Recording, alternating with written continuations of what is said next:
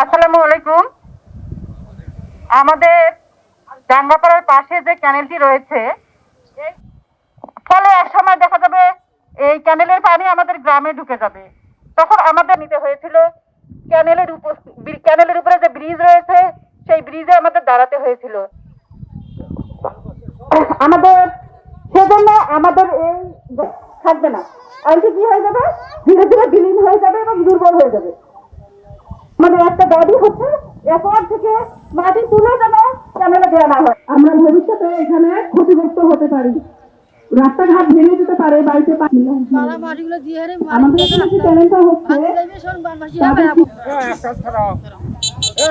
রুবেল ভাই চলে এসেছে অলরেডি, কিন্তু একবার তিনটা লোক আর আমাদের এই ক্যানেলটা কতটাকে দুর্বল করছে সেটা আমরা জানি। এখানে যদি এখন কাউকে নামে দেওয়া যায়, না হইলেও এক বাস চলে যাবে, এক বাস চলে যাবে। তাহলে কি এটা যদি বন্যা হয়ে যায়, যদি ভেঙে যায়, তাহলে আমাদের বাড়িঘর চলে যাবে।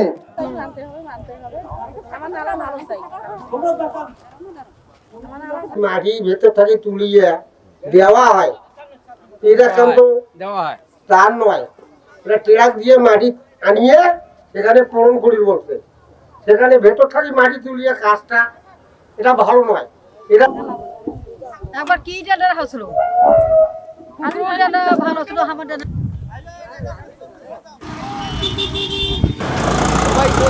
ভাই